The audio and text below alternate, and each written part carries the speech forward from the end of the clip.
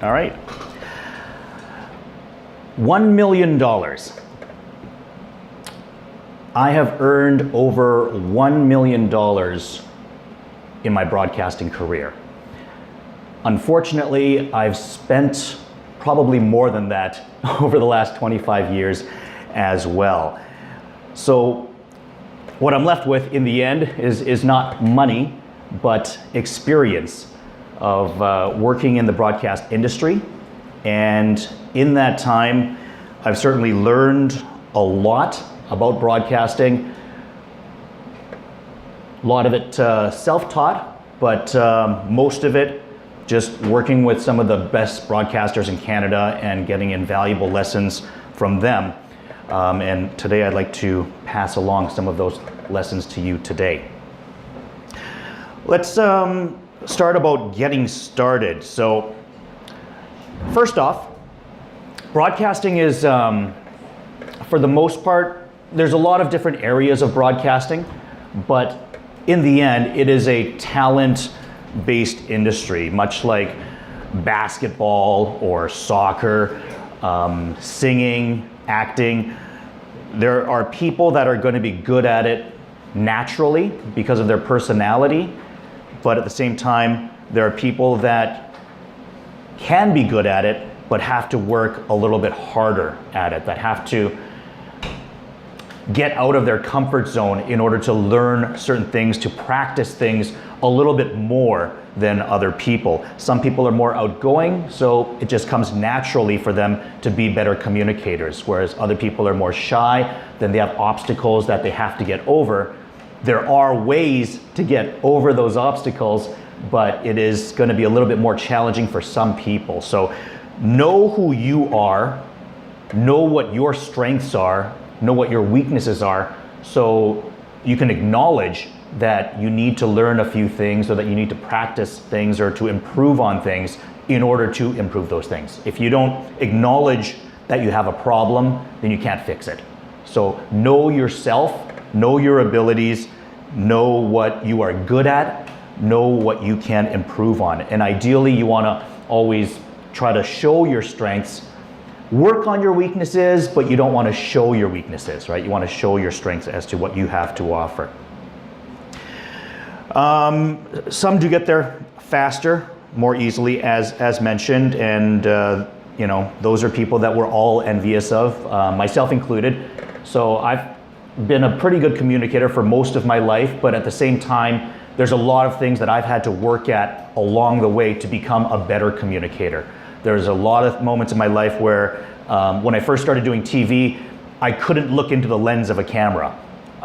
Looking at a teleprompter was easy because it's the same as just looking at a computer screen or looking at a script and just reading. So for me, that was very easy, but when I had to suddenly look at a lens of a camera, that was very difficult for me. Doing a stand-up and having to do a report like this, looking at a lens, I was like, oh my God. So understanding that, knowing that it takes time and addressing it by practicing, and there's different ways of practicing rather than just, you know, addressing that. So we'll talk a little bit about that as we go on as well.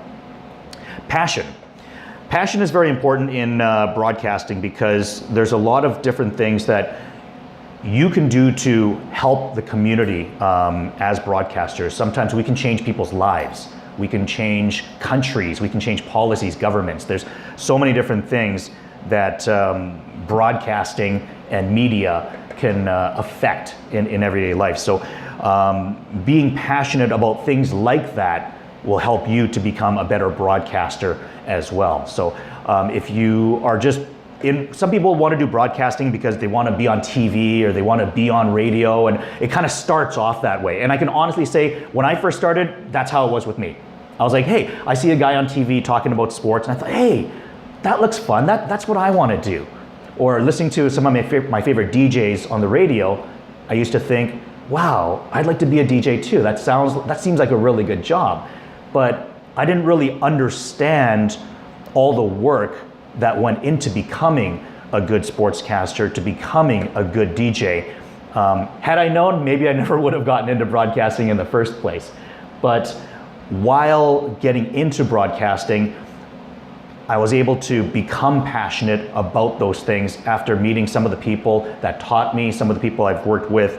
They helped me to become more passionate and change my way of thinking as to what you can do in broadcasting. So finding a passion, you'll find if you're passionate about broadcasting, doing the extra work to become a better broadcaster is easy.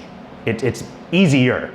Okay, it's still hard, it's time consuming, there are things that you do, but it will be easier if you can find some passion towards broadcasting generally. A lot of people have fear, and fear can be a killer for people that want to become a broadcaster. A lot of people get nervous their first time on radio, their first time in front of a camera. Understand, if you have that fear, acknowledge it. Know that you're scared about speaking in front of an audience, speaking in front of a crowd, speaking into a microphone, speaking into a camera. If you can acknowledge your shortcomings, your inabilities, it's easier for you to address those things and work on the things in order to overcome those fears. And then consider the cost. There is a lot of work. I can't say that it's easy. Myself, like I said, I've been in the business 25, 26 years now, I guess, but I would say that I became a good broadcaster after maybe 7 or 8 years. The first 2 or 3 years, I was horrible. I would go so far as to say, if I go back and listen to some of the tapes that I used to do, I have a video tape of the first TV broadcast that I used to do. And when I watch those, I cringe. I can't believe that that's me and how bad I was. So you do improve over time, but committing yourself to that improvement, there is a lot of time that you have to commit to improving in order to get there. So you have to consider, I mean, am I ready to do this? Am I willing to put in this work? Because honestly, if you're not willing to, you're not going to improve. If you're not going to improve, maybe you don't have a future in maybe broadcasting's not for you. Because I know a lot of people that have been doing this for 5, 10 years, they stop improving and then they can't get a job all of a sudden. And they realize, man, like, I've got to get out of this business now. I know people recently that have left Korea in broadcasting because they can't get work, because they didn't improve. They didn't put in the time to improve. 5 years later, 10 years later, they don't have a job now. And now they're going back to their countries to find different types of work. So it happens.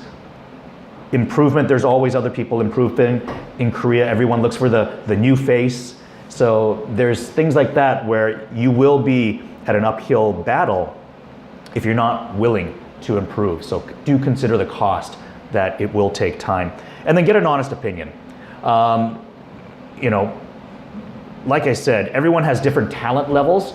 So find a person that you know that is going to be honest with you to be able to critique you, that can tell you how good you are, what you need to improve on, and give you an honest opinion as to if this is right for you or not. I've had friends, once again, that I've said to them, man, I mean, I just don't know if this is for you or not.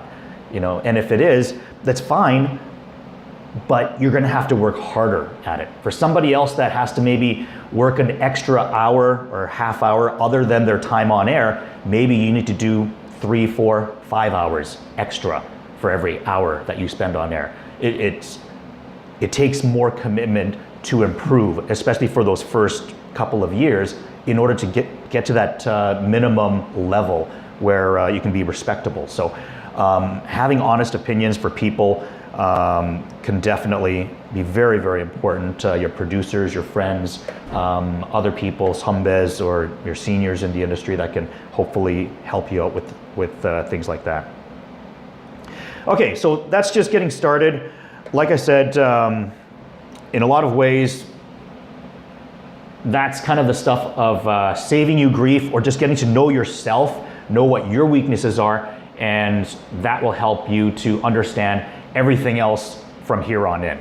There's probably going to be a lot of concepts here that I'm going to talk about that you might have questions about. If you have a question about something that I say from here on in, Don't worry about waiting until the end. Just go ahead, raise your hand, and ask the question there and then rather than forgetting about the point. So I don't mind talking about an issue immediately if you do have a question about something that I'm talking about. Okay, so I'm going to say some of the points that I have in this lecture are more important than others. This is perhaps the most important thing that I can stress here, which is why I have it right after the prologue, so to say. Confidence is everything. And I want everyone to understand that. When I say confidence is the most important thing, the way that I'm saying this to you right now, I'm not saying, well, confidence is kind of important. You need confidence in broadcasting. No. I confidently tell you right now that confidence is the most important thing, so that when you walk out of here, you know in your head that I believed that when I said that. Because if I'm unsure about that, how can you be sure about that? If I go on the radio and tell you that it's supposed to rain tomorrow, it might rain tomorrow, I think it might rain tomorrow, that's different than saying it's going to rain tomorrow, make sure you take an umbrella with you when you go out tomorrow. Saying something like that with confidence is the difference between somebody believing you and not, between somebody thinking what you're saying is important compared to not. So once again, confidence is everything. When you speak, be sure about what you're saying. Say it in a confident way. Say it as if you've been broadcasting for 20 years and you know exactly what you're talking about. Everything that you say is truth. So a lot of people will ask, well, how do you be confident? If I'm not confident, if I haven't been broadcasting for a long time, how do you just become confident? I see in a lot of ways for men who are dating. Women are attracted to men who are confident. So I remember I'll tell guys, like, well, if you want to meet the right girl, you need to be confident. And they'll say, well, how do I be confident? I'm just not a confident person. The reason that, ask yourself, why are people not confident? Or when you're not confident, why are you not confident in the moments that you are not confident? Okay, if you think about that, most likely the reasons that you're not confident in situations is because you're not comfortable. Okay, comfort leads to confidence. If you're kind of unsure about what you're doing, or you're doing something for the first time, and you might be a little bit unsure about the things that you're talking about or the people that you're talking with, or maybe if you meet somebody for the first time, you're not as comfortable talking with that person, so you don't speak with them as confidently because you're not sure how they're going to react to you. So you want to put yourself in a comfortable environment. That will help you to be more confident. If you're an on-air DJ and you're in a broadcast booth, have things around you that are going to make you feel more comfortable. It might be your favorite coffee mug. It might be a picture of your wife or husband. It might be a poster that you've had that you want to have up in your broadcast booth. It might be, who knows, maybe a special pen that you've had since you're a child, or since you've had your successful debut. There's things that will help you feel more comfortable, and those things that help you feel comfortable will give you confidence. The first time I auditioned for a TV show, I was working in radio in Vancouver for 4 years before I had an opportunity to audition for a TV station. And when I went to the audition, I thought to myself, okay, I want to feel good. So I went out and I went shopping for a tie, and this was just after Christmas. And in Canada, there's a day called Boxing Day, which is December 26th, the day after Christmas, where everything goes on sale. So I went shopping, and I wanted to buy a nice tie that could make me feel good for this TV audition that I was going to do. And when I went shopping for this tie, all of these ties, great ties, Hugo Boss, Giorgio Armani, there was all these nice ties that were 50, 60% off. So these ties that were $150, $160, $70, $80. And I thought, wow, like, I want to find the perfect tie. When I finally found the exact tie that I wanted to get, okay, that is the tie that's going to make me feel good. And that tie was not on sale. It was still $160, not including tax. And at the time I was 24, 25 years old and not making that much money. That was before I made the $1 million in broadcasting. So I had to think about,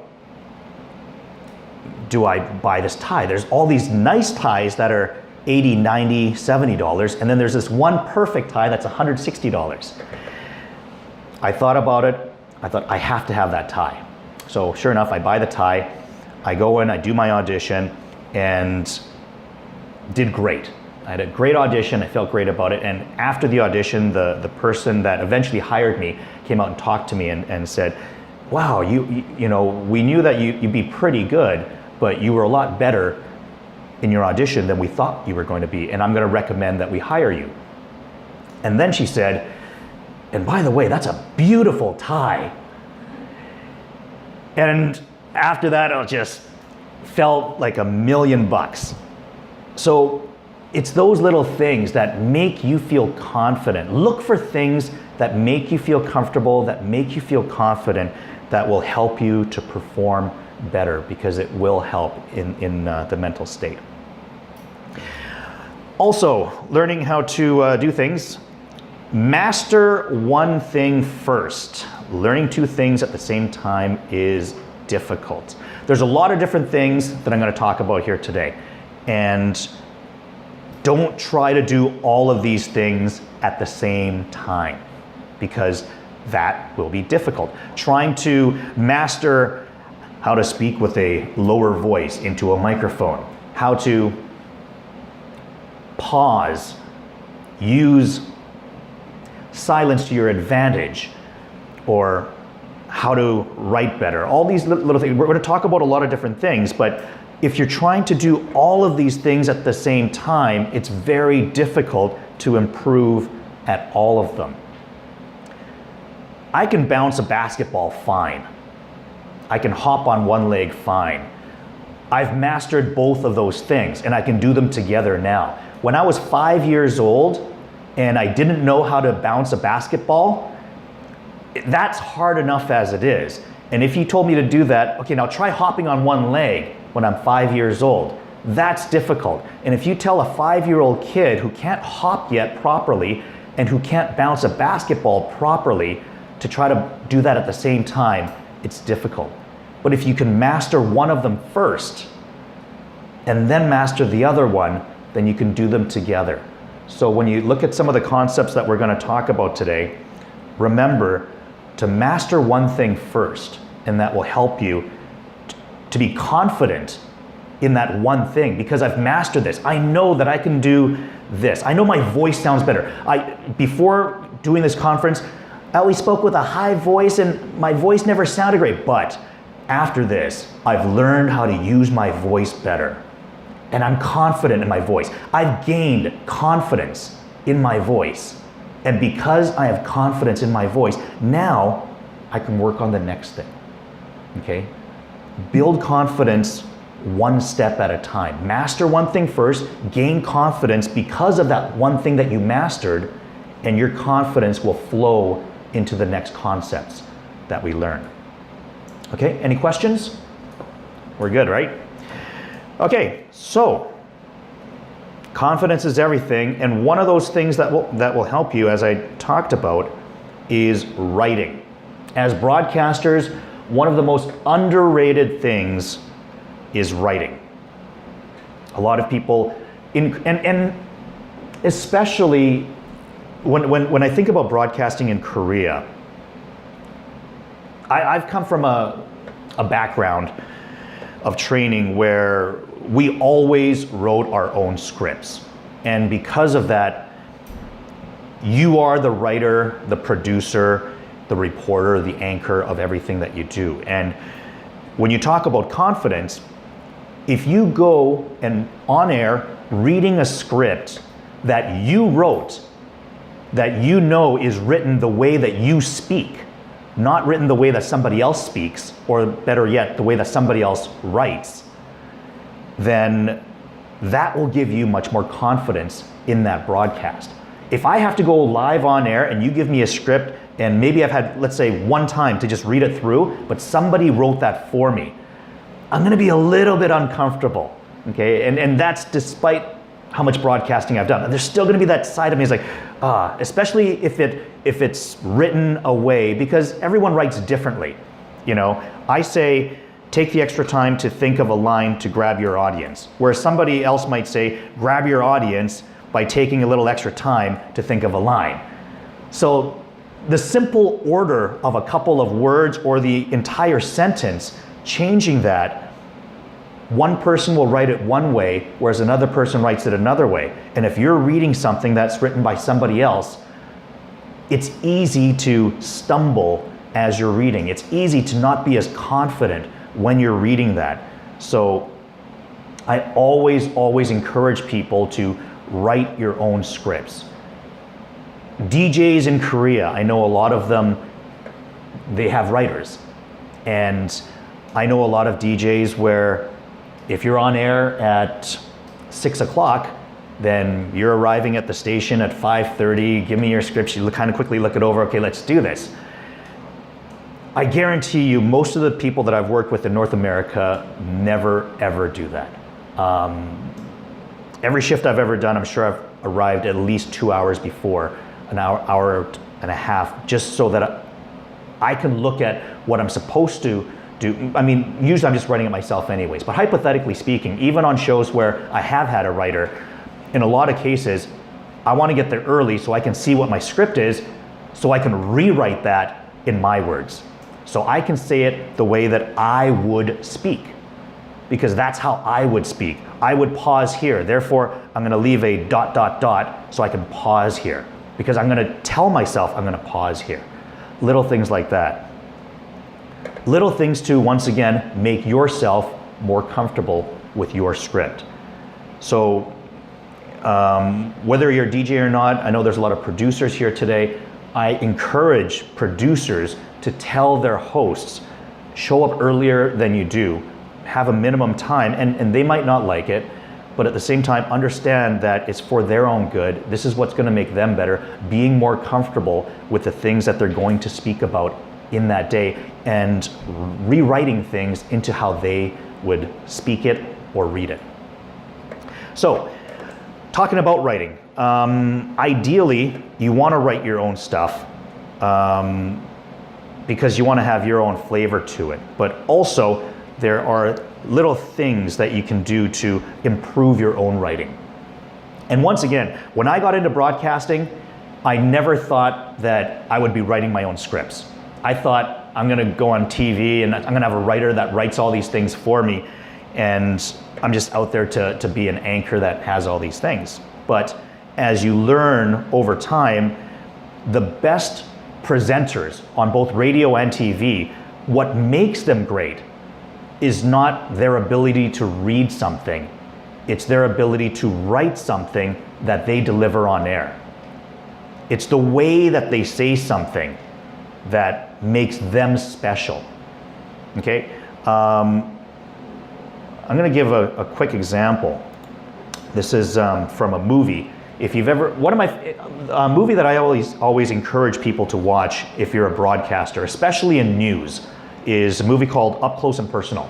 It's a movie with Robert Redford and Michelle Pfeiffer. And Robert Redford used to be a news reporter, and now he's the news director of a TV station that Michelle Pfeiffer is working at. And this is one of his reports that Xi's looking at his old archives. And this is how his report goes. So I'm just going to read it verbatim. Here is what we do not know on this day where over 200 US Marines were killed and the death toll still rising. We do not know why there was no perimeter defense set up that might have stopped the suicide bomber. We do not know what role these Marines were supposed to play here in this war-ravaged city. We do not know why they were even here. So at the end of this terrible day, what we do know is that over 200 Marines died without knowing why. Okay, you can see that there's a little bit of a twist in the script. We're talking about here's what we don't know, is what he talks about. And then at the end, he talks about 200 Marines died without knowing why. Okay, this is one of my favorite scripts and I always like to use it for writing. It's not that every news story and every presentation has to be done in this way, but it's food for thought. As here's one way of explaining the story rather than just saying 200 US Marines were killed today after a suicide bomber walked into a US Marine camp and blew himself up, killing these people in this war-ravaged city. Here's a way that you get people's attention. And then the most important thing at the end is because it's tied up so cleverly, it makes you remember the story. And I'll talk a little bit more about this later, but one of the important things is how can you make your audience remember what you said? Because in the end, you could have the greatest news, the greatest scoop ever, or some amazing information that you need to pass along to your audience. But if you can't convince them that this is important, or you can't make them remember what it was that you were talking about, then it's all wasted. It's gone. It never happened. The news was set, you spoke on the air, but because nobody acted or cared or remembered what you said, you may as well not have been on air. Nobody listened anyways. So it's not just about speaking into a microphone and talking to people. How can you make people remember what you said? How can I make you remember the message of what I'm talking about right now? So when you're writing, think about how you can write things to make it be memorable to your audience. When I started this lecture, what was the first, do you guys remember what the first thing that I said was? $1 million, okay? Obviously I did that on purpose. I wanted to say something that grabbed your attention. I wanted to say something that you would remember. If I asked you, what did I say? $1 million. I think most of you, if not all, remembered that, yeah, he said $1 million. And you probably wondered, why is he saying $1 million? What does that have to do with any of this? I paused and then I explained something. Sort of had nothing to do with what I'm talking about, but it sort of does, and I'm going to find a way to make it tie in. But I'm going to do that to make you remember.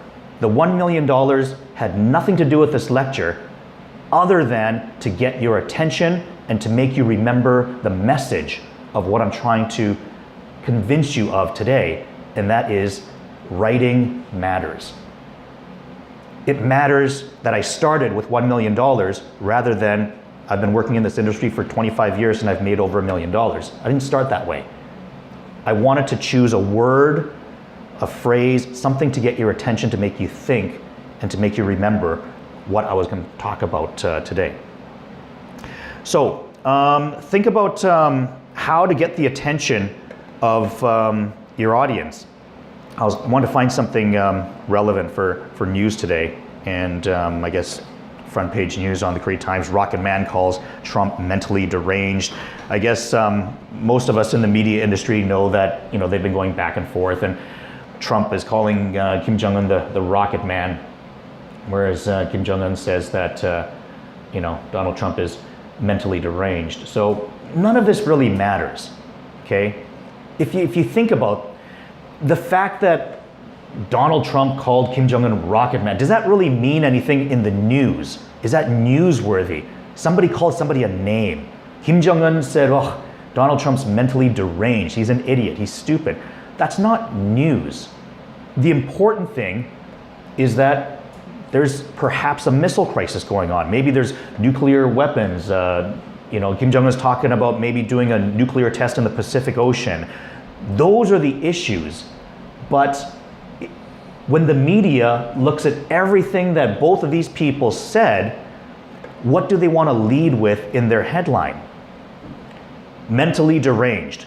That's what Kim Jong-un called Donald Trump today in his address to the nation in North Korea. Okay? Mentally deranged. You're coming out with a word that gets people's attention. I can say Kim Jong-un addressed his people in North Korea in a rare speech and called Donald Trump mentally deranged when talking about blah, blah, blah, blah, blah.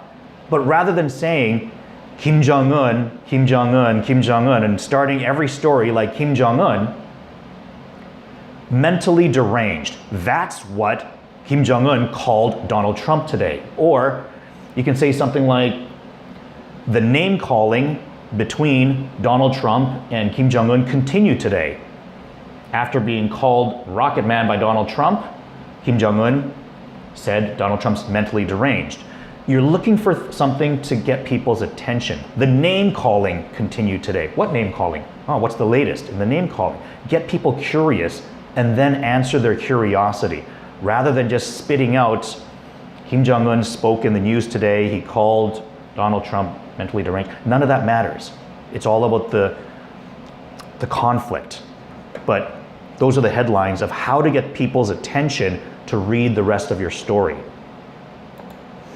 And getting people's attention is very, very important. We'll talk about that a little bit later on as well. Make sure you have your facts to support your statement, obviously, because if you're, I don't know if I want to call it sensationalizing. To a certain degree, what I am talking about is a form of sensationalization. And sensationalizing a story is to get people's attention, to make it seem bigger than it is. I'm not saying to say anything that's not true. Everything that I'm saying here are facts. They're true, that actually happened, but you're just changing the order of things to get the attention-grabbing things first in the story to get people's attention, and then explaining things afterwards. But make sure that you have those facts to support what you're saying. Otherwise, you could be liable, or certainly, you can find yourself in trouble. And also, it just doesn't give your story any meat as well. You got to have relevance to your story. You don't want to be just throwing out sensational facts for the sake of getting people's attention, because then you just become like Fox News or something that doesn't have any credibility. Okay, because credibility is still important, but you're just using things to get attention. Use intellectual words without sounding above your audience. What I was told is that you want to be speaking at a level of a high school student, was what I was taught. It's probably something around that, maybe college. You certainly don't want to be speaking as if you're a master's student or a doctor. You want to be speaking to a level that everybody understands the words that you're saying, but you want to use sophisticated words to a certain degree that people can acknowledge that you're an educated person. So you don't want to be, speaking as if you're a 5th grader or an 8th grader. Ideally, more like a 11th, 12th grader, someone who's graduated from high school that can use words that can make your story sound more colorful, but without sounding to make your audience seem stupid. Okay, you don't ever want to make them feel like they're below you in any which way. Engaging your audience to hold on to them. So like I mentioned in the story of Up Close and Personal, using things like that to gain your audience, when you use little twists, fun little ways to make your audience remember, if you do that enough, people will remember who you are as a broadcaster, and they'll be more likely to stay tuned into you or want to listen to your stories and your reports or your show. So find different ways to keep your audience engaged, using words that, there's certain words that get your attention more than others. For instance, the ultimate word that I've always been taught is free. The minute you say the word free, it's good at getting people's attention. In our baseball broadcast, when we say free prizes for answering trivia questions, people hear that when they know it's free, and there's prizes, things like that, it gets your attention. So know what some of those words are, and know that those are the words that you want to emphasize, and you're sort of throwing other words away to make those sound even better. And in your writing, don't force anything. Like I said, credibility is important. So make sure that you're staying on track, you're focused on what you're talking about without forcing any facts to make the story go a direction that isn't there. Okay? Make sure that you understand what the story is, what's the key point of the story, and stay on that rather than trying to put in your own twist that isn't there. Use twists, but don't force the twist that's not there. Because sometimes, especially when you're learning this for the first time and you're trying to be more creative with your writing, sometimes because you're trying to be creative, you start forcing things that maybe aren't there. So be careful about doing that, because then it just sounds cheesy in the end. And as mentioned, memorable twists to make your audience remember, as I mentioned. Okay, let's talk a little bit about voice control, because in broadcasting, a lot of people don't understand how important voice is. Even in television, a lot of people think, oh, well, TV, the most important thing is you got to have a good-looking face. But in a lot of cases, people don't understand that it's a lot of times the voice that you remember as much as the face on television, and certainly in radio, the voice is all you have to work with. So take care of your voice and understand how to use your voice. A lot of people have said to me, when I tell them that I'm a broadcaster, people will say, oh, well, obviously you have a great voice. Not true. Not true at all. I do not have a great voice. People say that, and I mean this from the bottom of my heart. If I were to give myself a rating from 1 to 10, 1 being bad, 10's good, 5 is average, I say my voice is a 5. Okay? My voice is a 5. It's not a 9 or a 10. People say, oh, you got such a good voice. I do not have a good voice. I have a voice where I'm getting the most out of my voice. So I'm using my voice, I'm maximizing maybe 90% to 100%.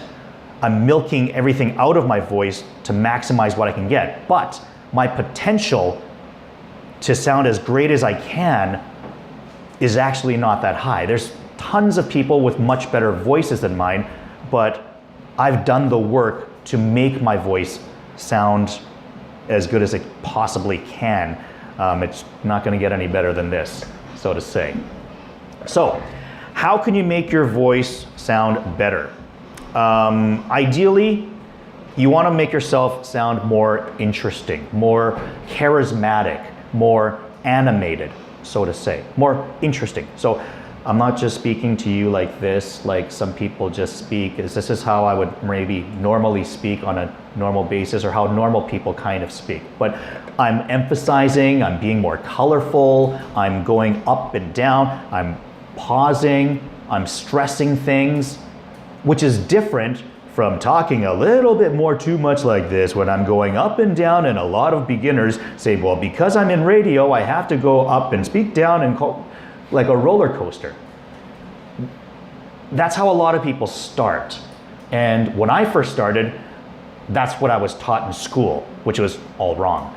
But the important thing is, why do people teach you to speak that way? Where if I'm going to say, make your voice more interesting and don't overdo the announcer voice and learn to use your stomach muscles, know which words to throw away, know your voice more. Okay, I'm not being honest. I'm not speaking to you as I'm talking that way. I'm reading. So when people speak that way, the important thing is you're actually reading. You're not actually speaking. So learn to read as if you're speaking. Speak to your audience, don't read to your audience. Second thing, when people start going into those predictable motions and they go up and down and it always sounds predictable like that, realize that you're doing that, because a lot of people don't realize that they're in that pattern. And a lot of beginner broadcasters, 9 out of 10, are in a pattern like that. I guarantee you at least 80-90% of all English broadcasters in Korea speak a little bit like that, where they are a little bit predictable and always go up and then always come down and aren't always speaking, and you can tell that they're always going in the same motion and the pace is always the same, therefore they don't really ever pause. That's not good broadcasting, okay? But it's better than being the guy that just talks like this in a mundane voice and how I normally speak. So that is better than that. So you're taking a step in the wrong direction where you're overshooting your goal, but once you do that, you need to be pulled back a little bit. So now you've gone from sounding boring to sounding interesting, but just because you're sounding interesting doesn't mean you've made it. Okay, that's just one step. Like I said before, it's hard to master many different things at the same time. So going from sounding boring and mundane to always going up and down and talking too much like I have a radio voice, finding that middle ground in between there is difficult. That's the hard part, mastering 2, 3, 4 things at the same time. That's the trick. Okay, so that's why I say don't overdo the announcer voice sort of thing. What that's doing is you are trying to sound more interesting, but in the end, sound more interesting, but speak. And I don't know if I have it in here. I don't yet. I think it's in here somewhere later on. Most important thing is actually pausing. So when people go into their announcer voice way of talking like this, the problem of why it sounds so weird when I talk this way is because as I'm talking, I'm not pausing. It's the pause that makes us sound more natural. Because when we communicate, when we speak to one another as people, we pause. And if you get good at it, I'll talk about this later, is deliberately pause. Because the loudest thing in radio is the thing you say after a pause. Have you ever been in the radio? Have you ever been in the car and the radio's on, and all of a sudden there's dead air, and you're like, you're kind of like checking, what, did something go wrong? Sometimes maybe a song stopped, maybe a DJ made a mistake, or there's an uncomfortable pause. But the next thing after silence is loud. A lot of DJs, a lot of broadcasters are scared of dead air. That's the first thing that we're taught in broadcasting school, is dead air is bad. Dead air is bad. Oh my God, there was like 2 seconds of dead air. Oh my God. And everyone at the station goes crazy. Dead air, when used correctly, is your friend. And the best broadcasters know how to use dead air, because that's how you accentuate things. It can be a whisper, silence. That's how soft it can be. But if after dead air, it's loud. So learn how to pause correctly. That's what makes us sound more human. And then When you get more comfortable at it and more confident at it, use pausing as your friend to accentuate, to speak with more power, more confidence, to get people's attention, because that's what silence does in radio, because that's the only tool we have sometimes, is silence. Okay, I'll talk a little bit more about that, or I'll skip right by, because I definitely have that somewhere later on in this, but pausing, silence, very important. Using your voice. Now, as I mentioned, my voice is a 5 out of 10 at best. Why is it a 5 out of 10, or why does it sound good? When I got my first job in Vancouver, I was 22 years old, and I was anchoring sports in Vancouver as a 22-year-old kid, and the news director said to me, "Jason, you know, I know you're only 22 years old, but you sound like you're 18 or 19. And back then I probably did speak a little bit more like this, where I just spoke with my mouth and my throat and really didn't have much volume to the way that I spoke.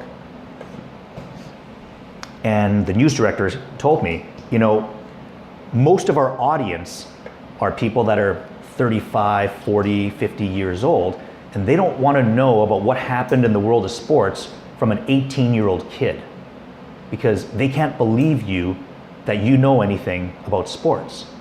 So you need to sound a little bit older. You need to sound like you're 25, 30, 35 years old. Otherwise, people will not believe you when they listen to you on the radio." So I'm thinking, what do I do? I mean, I sound young, I am young. How do I sound older? And some of my colleagues, thank God, suggested that I take singing lessons. So I thought, oh, okay, well, that sounds interesting. So I enrolled in 6 months of singing lessons at the local college in Vancouver, and I learned how to do classical singing as well as musical singing. And learning how to sing teaches you how to breathe with your stomach, with your diaphragm. And instead of speaking out of your mouth and your throat like this, learning to speak more out of your chest and your stomach like this. So naturally, you're going to go a little bit deeper and lower in your voice. And when I first started with the singing lessons, it was something where, okay, I'm going to try to translate this into my reports, and when I'm anchoring, I'm going to try to speak a little bit more out of my stomach and my chest this way. And what I discovered is that the more I did that consciously, the more I became doing that subconsciously. So then it just naturally became the way that I speak. So now this is more my natural voice, and it's just over habit. But when I was 22, 21 years old, I actually spoke more out of my throat and mouth, and because of that, definitely did not have the same voice as I have right now. So learn how to use your stomach muscles when you speak. It definitely helps out. There are many different ways you can learn. I'm sure there's a lot of different singing lessons and voice learning lessons on YouTube and other media, and you can use that to learn how to do that. I could explain a little bit of it, but it's actually, you know, probably better explained from an expert in voice training. But that's what I did to develop my voice, to get my voice to sounding the way it is right now. But like I said before, I don't have a great voice. There's a lot of people where their voice is, I say to people all the time, your voice is much better than mine. You just haven't learned to use it yet. I've learned how to use my voice. There's a lot of people where if they learned how to sing, they'd be amazing singers, but they don't know how to sing yet, okay? So I've learned how to sing, and it's just the difference of my voice sounding better, but it's not actually my voice being better. It's a difference. Know which words to throw away. That's part of your cadence. I was mentioning earlier, so there's words that you want to stress when you're broadcasting. There's words that you just want to just want to throw away, or you just go by. So they're not important words, and you're just going to speak a little bit quicker because they're not important, whereas you want to stress other words. So know which words are going to be thrown away, know which words are going to be stressed. When I first started broadcasting, I would actually underline the words that I was going to stress, and then you would put lines where I'm going to pause, a double line for where I'm going to have a period or a long pause. But now when I read a script, especially if it's a script that I've written, then I know how the script's going to, I know the flow of the script.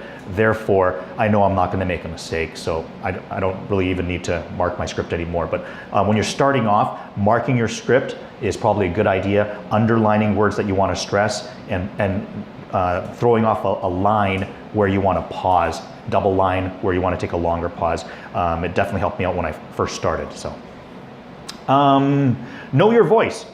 Like I said, if you want to improve your voice, know where your voice stands. Okay, I've known that my voice was never like James Earl Jones or Barry White or some of these really big guys that have got this great deep voice. I know my voice, know the strength of it. Don't try to go beyond what your voice is capable of doing, but try to maximize what you are capable of doing. So understand what your voice is, and do the best you can with it. Know how your voice sounds through a microphone. Very important. Your voice is different through a microphone than it is just speaking. A lot of people, when you first start, they're not comfortable hearing their voice through a microphone. And when I first started my first radio job, I was taught I wear headphone on one ear, second ear off. A lot of people just wear both ears. The reason you want to wear one off so that you can hear your own voice. Okay, you want to hear the cues as to everything, but a lot of times we'll go one ear on, one ear off, and you want to have whatever ear that you answer the telephone with, that's the ear you want to have your headphone on. And then your other ear, just have it open so that you know what your voice sounds like. It'll help you not be as awkward the first time you hear your voice through a microphone. If you've been doing radio for a long time, for 6 months, a year, longer, and you've always had both ears, don't change it just because I told you to, okay? You can try to, and that you might realize, oh wait, this is much better. But at the same time, you might be like, oh no, this is weird, this is not for me, I can't do this. But for new people, or as producers, if you have a new person on radio, and one of the things that I would recommend is to tell them to start off with just one ear on, so that it's not going to sound as awkward for them when they're starting off. So that was definitely one thing. Master one line first. This goes back to the same thing that I said before about mastering one thing first. Mastering one line first will help you as well. 99.3 The Fox, Vancouver's real rock. I have said that line more than 1,000,000 times in my life. I have. That's the first radio station I worked at. I was a sound engineer, so I was the one playing the music and commercials when the DJs were on air. And that was our station's tagline, our motto, our song, so to say. So that's what every DJ always said. And when I was imagining myself being an on-air DJ at that station, which they never let me do, but I would always practice that line because that was our station's line. 99.3 The Fox, Vancouver's real rock. I have said that over and over and over again. And I would say I have mastered that one line. And mastering that one line, once again, it gives me confidence in that one line at least. Build from that confidence of that one line, and then you can move on to the next one. 99.3 The Fox, Vancouver's home of rock and roll. Move on to another line. but start off with one line. Make that one line sound as cool as possible, as great as possible. Listen to how you say that one line over and over. That doesn't sound great, or that's not like the way the other guy does it. Okay, David Kay was the guy that was the voice that did that. I've heard him do it, and every time I would try to imitate it exactly the way he did it, so I could do it the best way possible to match him, and then I would tweak it a little bit to my own style. But work with something, you have examples of other people that say certain things, and you can imitate them first. I'm not saying be imitators in your broadcasting careers, but imitate, when you're starting off, imitating other people allow you to catch up, so to say, to catch up with how they do things. And then once you're there, then you can kind of find your own personality as to how you would do things. But the difference, if you ever listen to people on the radio, especially in North America, and then you listen to yourself and you wonder, okay, what's different about the way they speak and the way that I'm speaking? What there's something that's off. There's something just a little bit different. It'll be a combination of a lot of the things that I was talking about here today. Pausing, trying to sound cooler, but a lot of it will come down to master that one line first. If you can do that, then that will help you get better in just the way that you speak. Master one line first. Any questions? We're good? Moving along good? Yep. As a reporter, I was always interviewing. The thing is, our mother tongue is not English. Mm-hmm. And I was always wondering how. Well, the thing is, I think I have a Korean accent when I read some sentences. In Sure. English. And I was just wondering how the listeners would think of my Korean accent. Mm-hmm. And I was not sure, should I just focus on improving my pronunciation skills? Or Mm-hmm. should I focus on improving my fluency? I was just not sure about it. Mm-hmm. Very good question. Very good question. And sorry. Yep. Yeah. As a listener, like whose mother tongue is English, Mm-hmm. does it sound irritating if we when we listen to those reporting? Yes and no. Okay. So first off, great question. Very relevant to Korea. And the thing that I'll say is, going back to what I said earlier about know your strengths and know your weaknesses. Because as broadcasters, as people, as communicators, we all have strengths and we all have weaknesses. For example, my strength is that, okay, I know what I'm doing when it comes to using my voice, to speaking with confidence, to be able to broadcast as a host and to control a show. But my Korean skills, understanding Korean, reading articles in the Korean newspapers to find information, not as good. Okay, I'm weak when it comes to research, especially researching Korean media to get stories and translating to understand that and then delivering it in English. So understand that does an English-speaking audience want to hear their reports and everything in perfect English? Absolutely. Absolutely. The preference is to have perfect accent, to be speaking with nice flow and all the bells and whistles in that way. Having said that, does that mean that there's no place for broadcasting for you? No. There's a place for everybody, okay? But know what your strengths are and know what your weaknesses are. Therefore, for instance, if somebody's a show host and their English just is annoying, so to say, that's going to be much more annoying, okay? Or it's going to be a lot more difficult to listen to than if it's a reporter that's talking about something that that person is a specialist in. Okay. If your English is not going to be as good, then ideally, your Korean will be, right? So then being an expert in the news that you're talking about, you should have more confidence in understanding the story that you're going to be explaining because it's in Korean, it's about Korean people, it's about people that you know, or let's say you're talking about K-pop or Korean politics.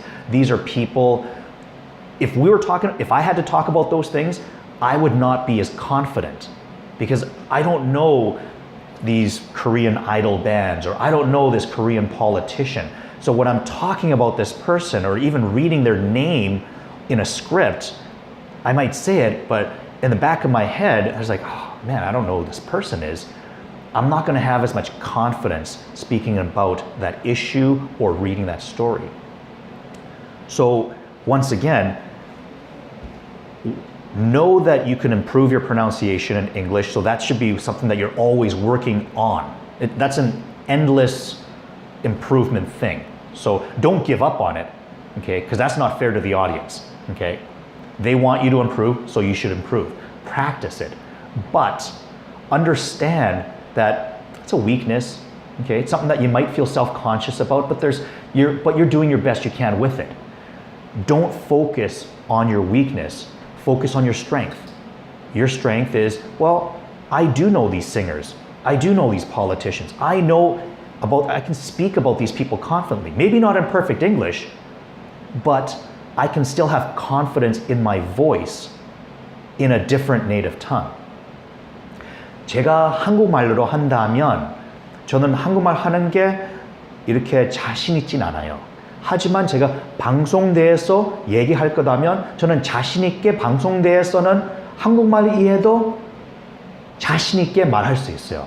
저는 방송대에서는 저는 알고 방송대에서는 저는 자신이 있으니까 완벽하지는 않고 한국말을 하고 어떤 사람들이 한국말을 들으면 이 사람이 한국말 하는 게 조금 답답하긴 하다. 근데 이 사람이 하는 말은 또 이 말이 맞는 말인데 딱 이 사람이 말했던 게 딱 맞는 말이다. 말한 게 말투, 사투리가 조금 짜증날지도 있지만 근데 말하는 게 진짜 이 사람이 내가 알고 싶었던 거를 말해줬다. 이렇게 하면 그러면 출연자들한테 이렇게 해주는 게 있죠. So understand that you do have something to offer. Find out what your strength is and work on your strength.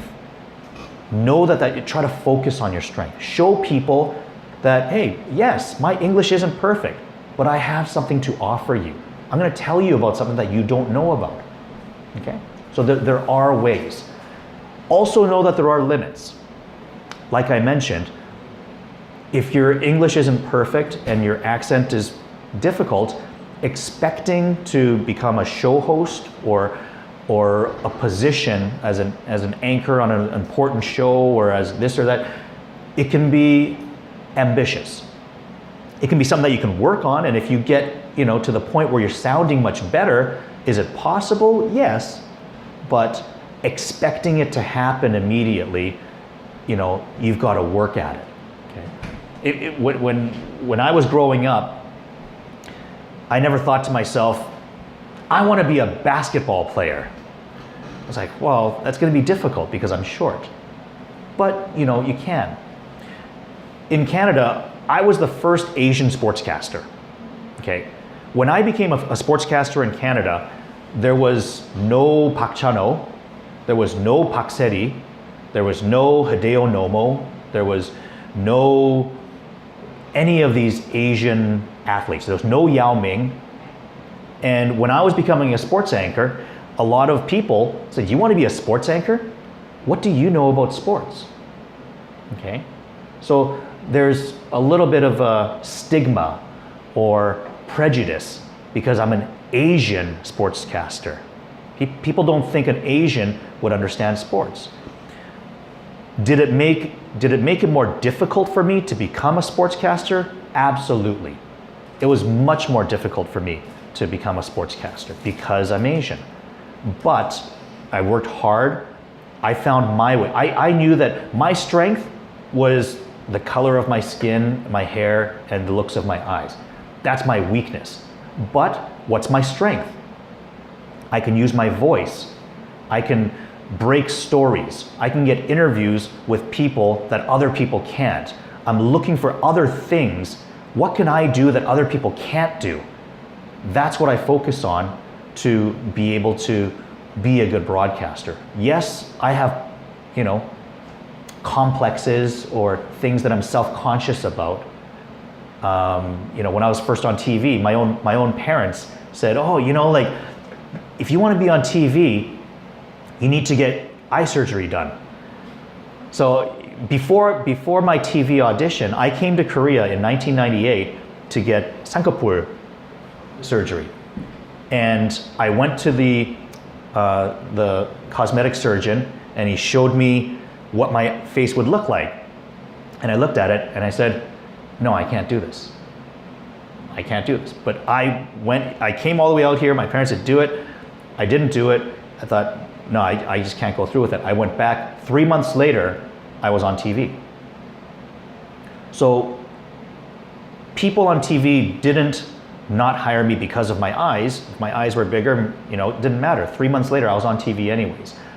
I was self-conscious about the size of my eyes, but that's not what I wanted to use to get me on TV. I didn't want to be a TV talking head model. I want to use my journalism skills to get me on TV, and my writing to be able to say things in a cool way, and to use my voice to say, "He shoots, he scores," and to use those things in my audition to get me the job. It wasn't my face that got me the job. It was my necktie. It was my tie, right? That got me the job. But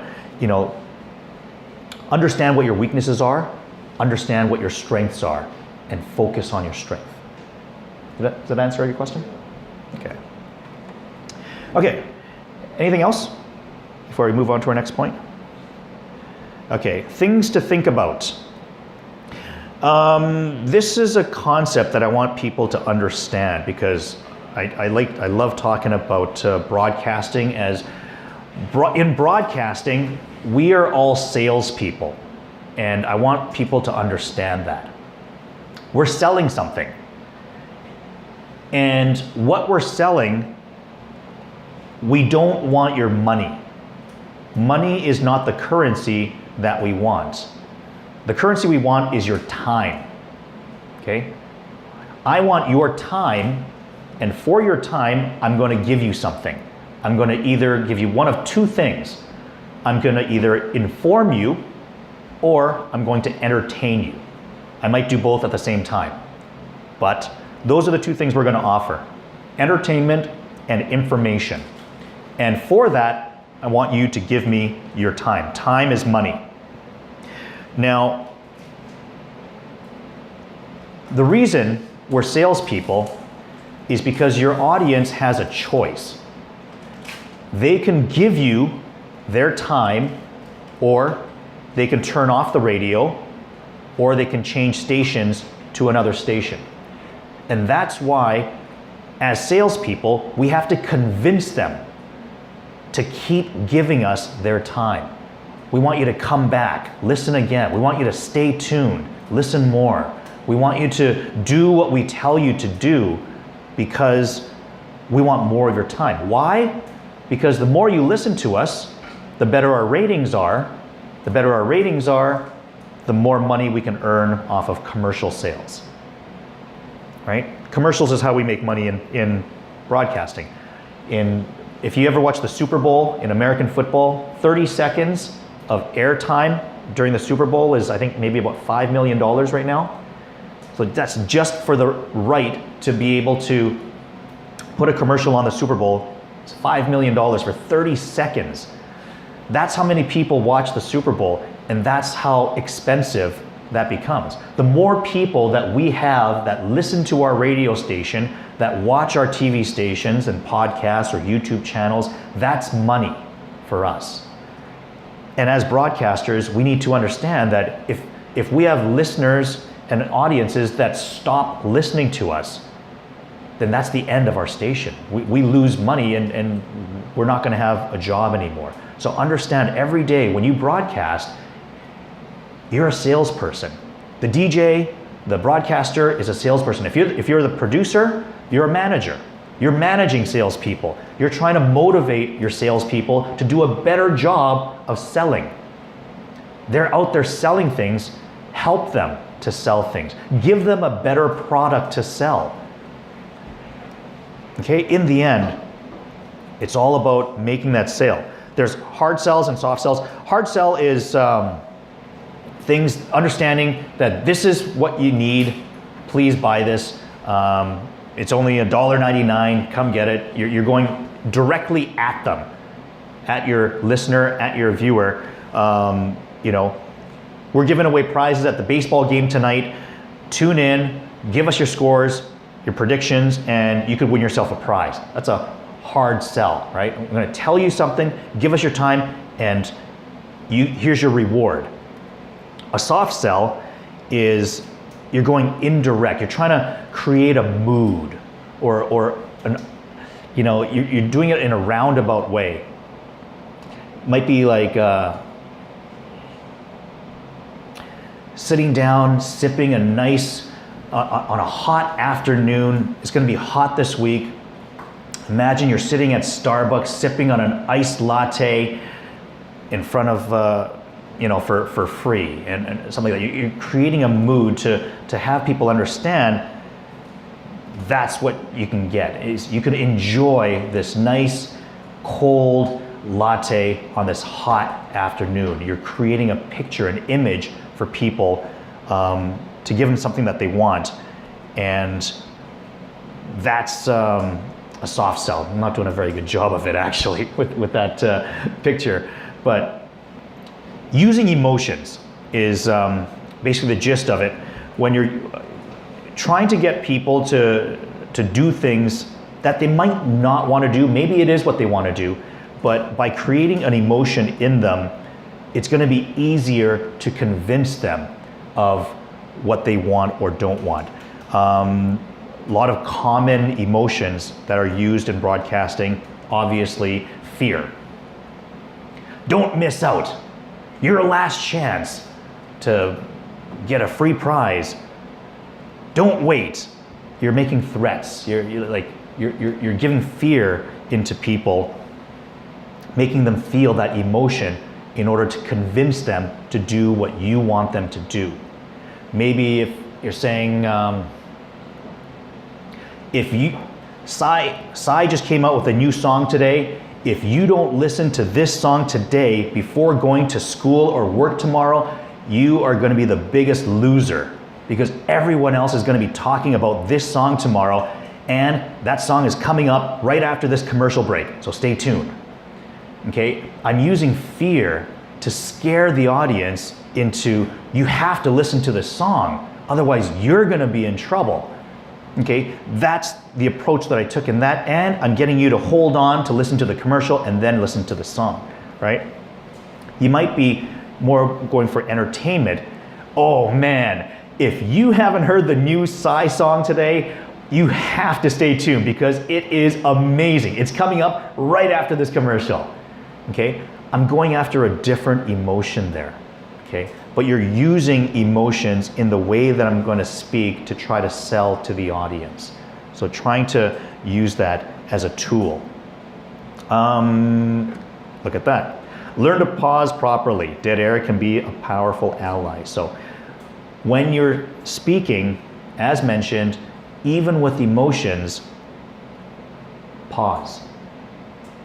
Use that silence to your advantage. Reminder of that. It doesn't happen overnight. Don't be too hard on yourself. And this goes back to the same thing of master one thing first. If you're doing, there's a lot of different things that I'm talking to you about today. So when you have all these different thoughts, don't be too hard on yourself. It's not something where you go into your next broadcast and all of a sudden everything becomes magically better in that first broadcast.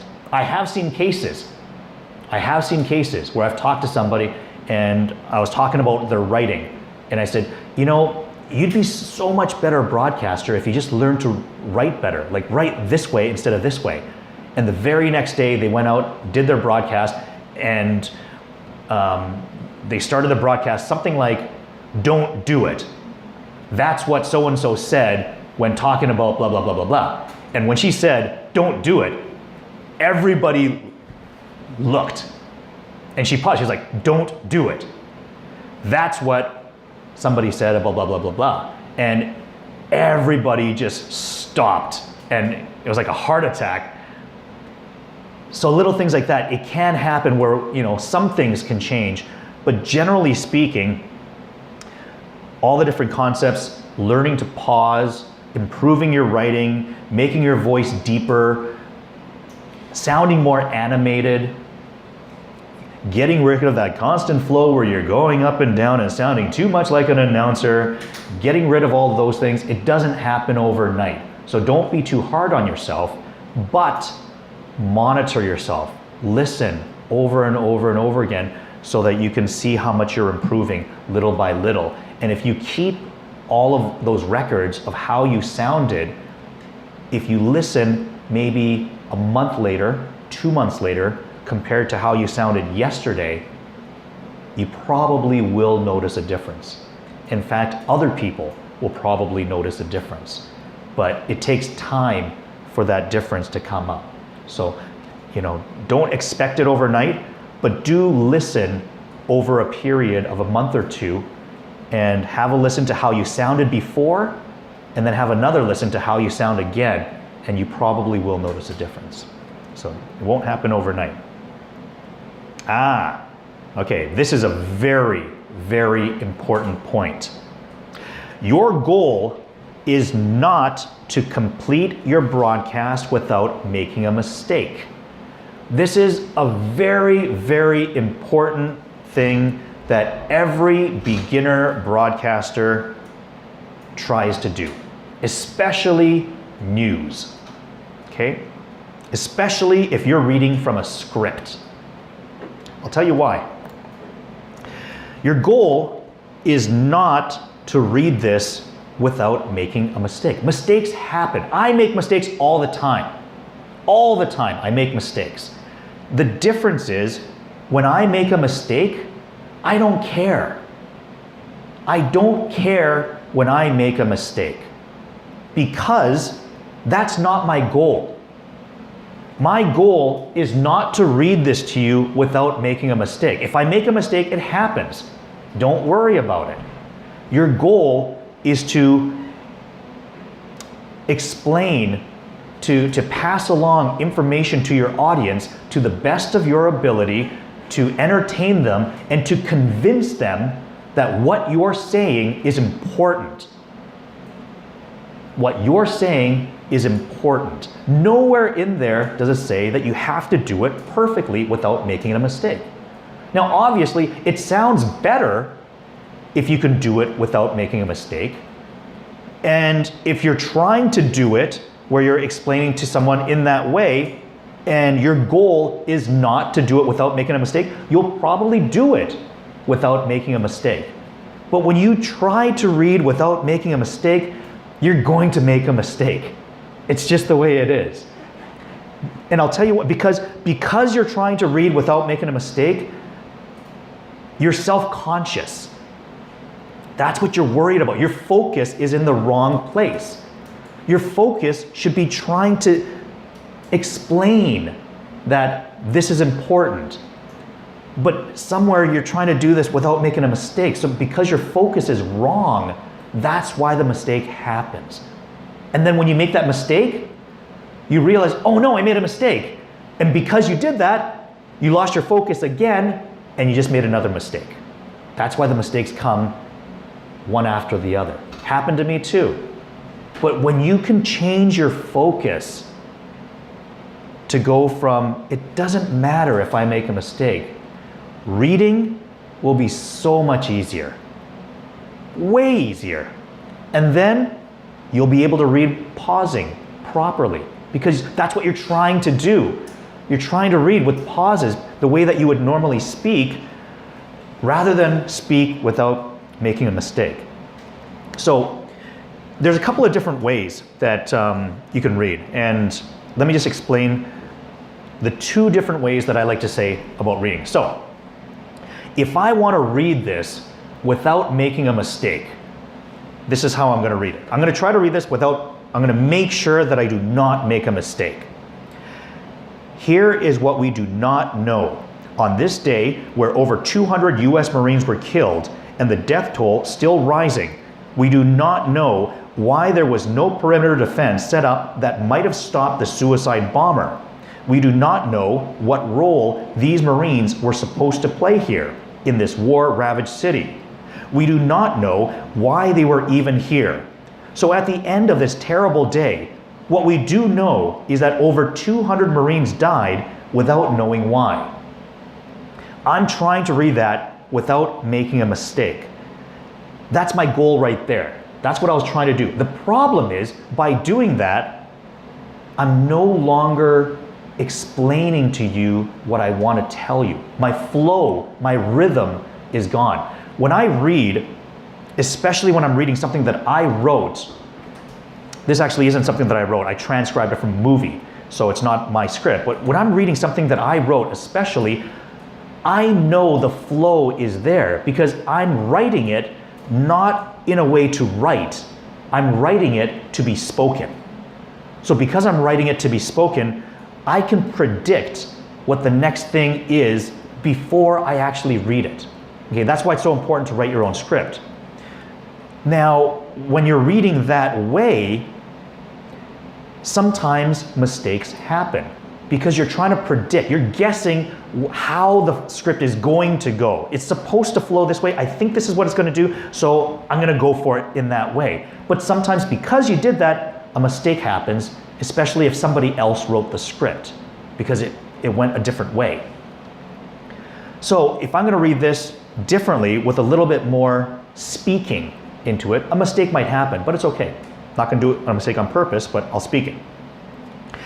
Here is what we do not know on this day where over 200 US Marines were killed and the death toll still rising. We do not know why there was no perimeter defense set up that might have stopped the suicide bomber. We do not know what role these Marines were supposed to play here in this war-ravaged city. We do not know why they were even here. So at the end of this terrible day, what we do know is that over 200 Marines died without knowing why.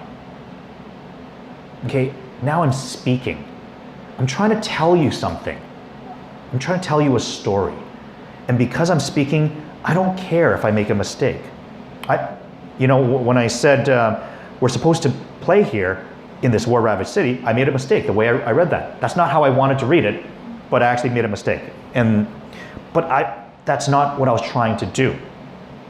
We do not know what role these Marines were supposed to play here in this war-ravaged city. That's not how I wanted to read it. We do not know what role these Marines were supposed to play here in this war-ravaged city. Okay, there's different ways that I might want to read that. But the point being, don't try to read without making a mistake. Everybody tries to do it. I'm sure that's what you guys were thinking before, right? Don't do it. Going back to what I was saying before, some things here are more important than others. This one is huge. This is a really, really good lesson. Don't try to read without making a mistake. Don't worry about the mistake. Think about the message. The message is what's important. Oh, was there a time limit?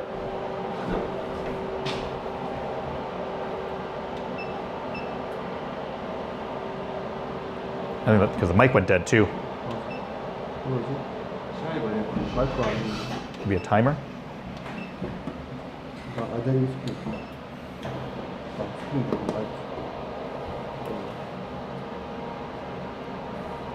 Draw rolls with the technical difficulties.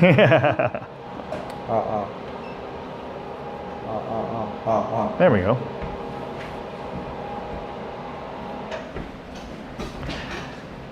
Check, check. Okay, we're back online. Okay, this is somewhat of the same thing. So I spoke about we're salespeople, right? So in the end, we're selling a product. When you're selling, you want to speak to your audience. Like I mentioned, don't read to them. So same thing, don't read like you're trying to read without making a mistake. Speak to your audience as if they're a person. And one of the first concepts that I learned in broadcasting school, as well as in the industry, is your audience is one person, okay? Even to you right now, there's 5 people in here that I'm talking to, but I'm not talking to you people. I'm talking to you as if you're one person. Because when you speak to the audience on the radio, when they're at home listening, they are not with 20, 30 people in a room thinking, oh, this person's speaking to all of us. You're speaking to that one person. So instead of saying, everybody, or for all of you, things like that, it's just you, right? If you are going to the baseball game tonight, this is what you should know. It's not, for everybody going to the baseball game tonight. That's not the way we speak to one person. We don't say for everybody going. We say, if you are going to the baseball game tonight, I'm speaking to you as one person. Have a personal relationship with your listener as if they're one person. Write your scripts as if you're talking to one person, and you'll have a better relationship with them. And it'll make you feel like you're talking to one person instead of reading a script as well. So get in the habit of understanding that your audience is just one person. Know your audience, know what they want. This is an important concept that you need to know what your show is about, whether it's news or a music program, who your audience is. For us, when I'm doing baseball with GFN, for instance, I know that I'm speaking to a Korean audience as well as an English audience. I know that there's English-speaking people that are perfect at English. There's people that are trying to learn English. There are some people that just want to hear the baseball game because they can't get the baseball game in Korean anywhere else. So understanding that helps me to do a better job of understanding the way that our broadcast works. So I know that I'm doing the best I can for the English audience that wants to hear me deliver in an English way. Kim PD is providing information for the taxi drivers that just want information on what's going on in the baseball game. And we have a synergy or a team where we're trying to provide the best we can for everybody to get what they want out of it. But also know what the goals are. Sometimes you might have a specific audience that you're trying to speak to. Sometimes in some ways we're being a little bit greedy because we're trying to go after everybody, right? But in some cases, if you're on a program or you're the producer, try to have a target as to who your audience is. Are you going after everybody? If that's the case, then do that. But if you're going after the English-speaking people, and that's the most important thing, then go after the English-speaking people. Therefore, make the scripts, the show, the hosts, the guests, whatever, match for that audience, rather than trying to speak and accommodate the Korean-speaking people that are trying to learn English. Understand, is it an English teaching show, or is it a show that's just in English? So there's a difference, and understand what your listeners want. Be confident, be sure. We talked about that, of course. Always a good reminder. When you're selling something, when you're on the air, same idea. You have to be able to be confident in everything that you're saying. And when you're selling something, understand that in the end, if you can't convince the audience, as I was saying earlier, it doesn't matter. It's as if nobody listened. So let's say, for example, let's say you've seen the future. You know 100% that Kim Jong-un is going to, drop a bomb on Korea in 2 days. You've seen the future. You came from a time machine and you're on radio, and here's your chance. You have the information to save lives. But that information is only important if you can convince people that you're right. Having the story, having the facts is half of it. If you have this great piece of information to save 20 million people in Seoul, but everybody, when you say it, the way you say it, the way you word it, if you can't explain it to people to convince them to leave Seoul in a situation like that, if you can't convince an audience, everyone's going to die, right? So that's an extreme situation. But for an example, just understand the concept of that. That as your job, half of your job is to get the information that's relevant to people, inform the public. But the other half is you have to be able to convince the people that you're right. If you can't convince them, it doesn't matter. Like I said, if we know, if there's going to be a typhoon coming into to Gwangju tomorrow, and it's going to be the strongest typhoon ever, and you're going on air and you're talking to people and you're saying, if you don't have to leave the house, please don't. If you can say that in an honest, sincere, convincing way at the right time, understand that you might have saved a life. Because people might have thought, oh, typhoon's going to be windy tomorrow, what's the big deal? They go out. They might go out and they can get killed tomorrow. There are moments like that where people can go on the radio and say to people that there is an audience listening to you, and that's our responsibility as broadcasters. That's the power that we have, is we do have the ability to make a difference in the world. And if you can say, the reports is that this will be the strongest typhoon in 30 years, and the last typhoon took 40 lives, there is a good chance that people going out, leaving their homes tomorrow, there will be deaths. Don't let that be you. Please, if you don't have to leave the house tomorrow, please stay home, stay safe. It's messages like that, if you can deliver that in such an important way, you might have saved a life. So understand the severity of opportunities like that, that half of it is gathering information and half of it is convincing people.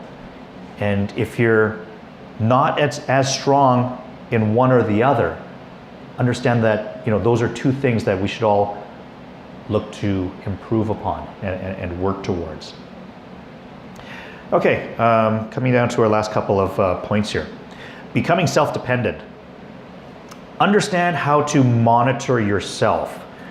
So, when I was first starting off as a broadcaster, I had my news director, my sports director, that would sit and listen to my tapes with me, that would read my scripts with me and tell me if I was doing good or bad or well or not and stuff like that.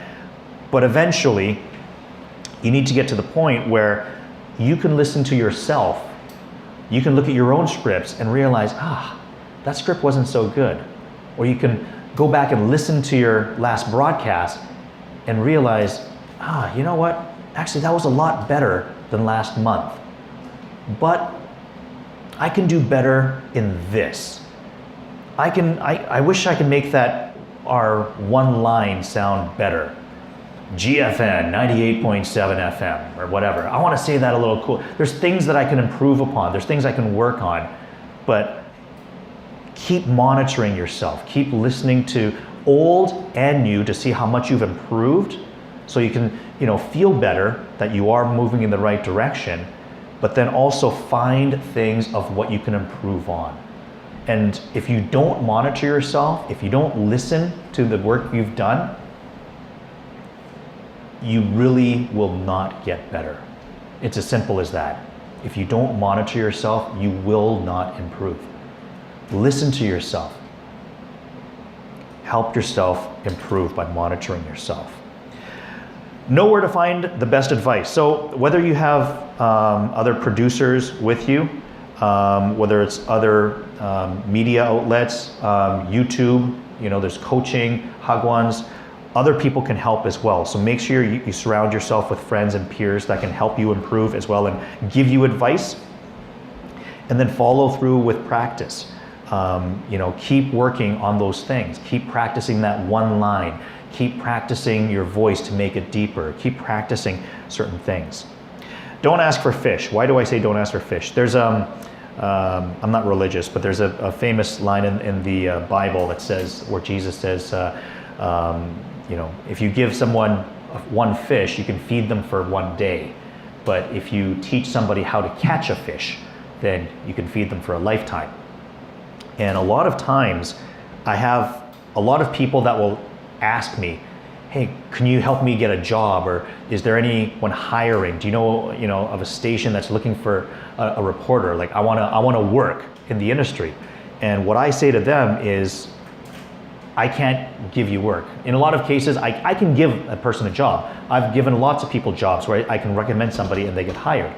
But it's more important to just improve. If you improve and get better, the work will come to you. You don't need to ask people for work. But if you just improve, work on these things that I talked about, then people will want to hire you because they're going to know about you. They'll see how much you've improved, and they'll be able to know the difference. So don't worry about trying to get work. The work will come to you if you just worry about improving yourself. How to improve, okay? I mentioned for me, I took singing lessons. Different ways to get better is public performances. If you're musical, I find a lot of people that do public performances, play in a band or sing. They usually have, I talked about talent at the beginning. Those are usually the people that have a little bit of a head start. People that have performed in public, or stand-up comedy, or drama classes, recitals, things like that. That will help you with broadcasting as well. So those are little things that can improve on the side. Coaching, as I mentioned, talk to different people about getting coaching, and the different things that you can practice. Reading out loud, your writing, practice writing, even if it's not going to go to air. Just practice different things to see how you can make something sound cool, or give yourself a deadline. Say, I need to write this by this time, and give yourself a deadline. See if you can write as fast as you can to meet a deadline. When my first job, I had to do sportscasts every 15 and 45 on the hour. So every 30 minutes, I would do a sportscast. And then I would read that sportscast for 3 minutes, and then for 27 minutes, I had to rewrite the entire script and look for new news and updates, and then 27 minutes later, do another 3-minute sportscast. And that was my 8-hour shift, whereas I would do 16 sportscasts in an 8-hour day. And that was 27 minutes of writing, 3 minutes of anchor. And I would usually show up 2 hours early to write my first script, so I can just tweak it here and there as I go along. But before my first day on the job, I spent 4 or 5 hours timing myself on how fast I could rewrite sports stories in order to meet that deadline. Because I know that every 27 minutes, I have to be ready to go on air again. So there's different ways that you can practice your writing skills. Voice training, like I mentioned, singing is a good way of practicing. There's a lot of things on the internet, YouTube and stuff, that can help you as well. Listening and imitating, as I mentioned, 99.3 The Fox, Vancouver's Real Rock, right? I imitated that over and over and over again, and that's helped me to be able to do different things better. And like I said, monitoring yourself. Also, know your competition. So if you listen to other people in your industry, know who's good. And that's what I did when I first started in Vancouver. I didn't just listen to our station, I listened to our competition station as well. So I'm listening to everybody that I work with.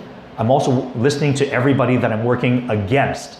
And I want to see how good they are. Am I as good as them? Am I faster than them at getting stories? Am I getting interviews that they're not getting? I'm always seeing not just how good of a job am I doing, how good of a job are other people doing as well.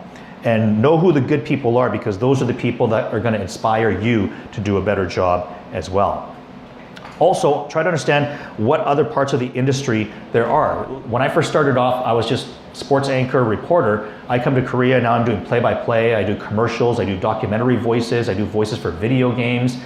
Today I did a documentary this morning before coming out here. I'm doing play-by-play for baseball now. There's a lot of different areas within the industry that you probably don't know about yet, that you could be doing extra work in. Even stuff online, maybe translating. There's so many different things in this industry that you just don't know about yet. But if you talk to other people, research, there's a lot of other ways that you can contribute, and those things will help you in your work in this as well. So look for different ways that you can expand on the industry. Understand how the industry works. Like I mentioned before, do you know how broadcasters make money? It all comes down to listenership, right? If there's no listeners, there's no commercials. If there's no commercials, there's no money. And if there's no money, well, then you're working for free. So understand how the industry works in order that you're getting paid. Because once you understand that, it'll help you to put more focus into the areas that are more advantageous to you, okay? Where I came from, it was all about competition and, and ratings. Ratings made sure that we got money. In Korea, it's different because English broadcasting in Korea is all government funded. So for me, to a certain degree, it's not as important on how competitive you are against competition. It's more about, well, the money's coming in from the government anyways. You need to be good friends with the people above, which means you've got to be good at not pissing people off. You've got to work well with other people and things like that. Be helpful around in a team situation. So understand how the industry works. Just ask questions about things like that. When you understand the flow, then that'll help you to put more focus on where it's more important for you specifically. And how do you do that? Just ask questions. You should always be asking questions. I always ask questions when I was starting off in the industry. Anytime I had a chance, I remember calling, when I was in broadcast school, I called up a sports anchor that I liked on TV. I just called the station. I said, hey, I'm looking for Dave Randorf. He said, yeah, this is Dave Randorf. I said, hey, my name's Jason Lee. I'm a broadcast student at Columbia, and I was wondering if I could just, take you out to lunch and maybe just talk to you about, how you became a broadcaster, because I want to learn. He was like, well, you don't have to, take me out for lunch or anything, but if you have any questions, go ahead and, I can answer them right now. And we had like maybe a 10-minute conversation about how he went to Ryerson and graduated from there and then worked in a small town before coming to Vancouver. And he kind of gave me ideas as to what I could see in my future after school. So always asking questions to other people that have been doing it longer than you about how they've succeeded and what's helped them along the way to get to where they are will certainly make things easier for you, and it'll certainly give you more confidence in understanding different pathways as well.